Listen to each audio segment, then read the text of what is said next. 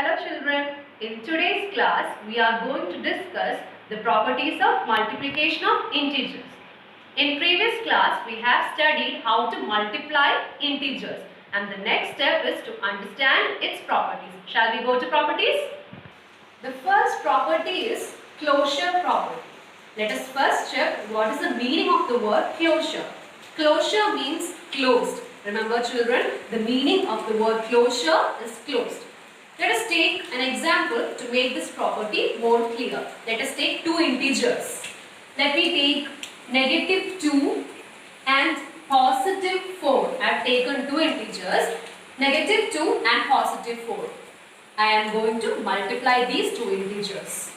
Negative 2 into positive 4. You have already studied children. Negative into positive, the answer will be negative. And 2 into 4, it is 8. So, negative 2 into positive 4 equal to negative 8. We know that these are two integers, right? When we multiply those two integers, we again got an integer. That is negative 2, positive 4 and this negative 8. All these three are integers. They all belong to integers family. That means they are closed, right? Multiplication is closed for integers. That means when we take two integers and multiply, the result is an integer. All these belong to the integer family. That is what is closure property. I can say it once more. When we take two integers, we get an integer as the result. That means it's closed because all these three belong to integers family. Okay, so we can conclude that integers are closed under multiplication. Shall we go to next property? Property number 2 is commutative property. That is A into B equal to B into A. Don't worry children, I will make it more clear by taking an example. Here also I am taking two integers. Okay. Let me take negative 5. The operation is multiplication. So, negative 5 into 7. I am going to multiply negative 5 into 7. The same way, I am going to multiply it in the reverse order also. That means 7 into negative 5. I have written here negative 5 into 7 and reverse order 7 into negative 5. Let's check what the answer comes here. Negative into positive means negative. 5 into 7, 35. So, we got negative 5 into 7 equal to negative 35. Again, let's check what the answer comes here. 7 into negative 5. Positive into negative. That means negative. 7 into 5, 35. So, I got 7 into negative 5 equal to negative 35. Don't you notice the answers? Aren't the answers same? Yeah, negative 5 into 7 equal to negative 35. Also, 7 into negative 5 equal to negative 35. That means we can multiply in any order. Okay, that is negative 5 into 7 is equal to 7 into negative 5. We can multiply integers in any order. That's what I have written here. A into B equal to B into A, where A and B are integers. So, that is commutative property and here we can conclude that integers are commutative under multiplication. Shall we go to third property? Property number 3 is associative property. Associative. What is the word meaning of association? It means group. Okay. So, here I am going to multiply integers by making them into groups. Okay, here you can see I have taken three integers A, B and C, right? Here you can see A into B into C. Here also you can see A into B into C. But in the first case I have grouped A and B. In the second case I have grouped B and C. Okay, so we will multiply here by making them into groups. Okay. We will take an example to make it more clear.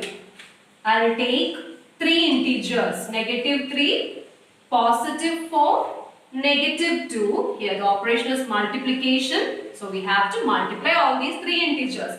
Let me write these same integers once more. Negative 3 into positive 4 into negative 2.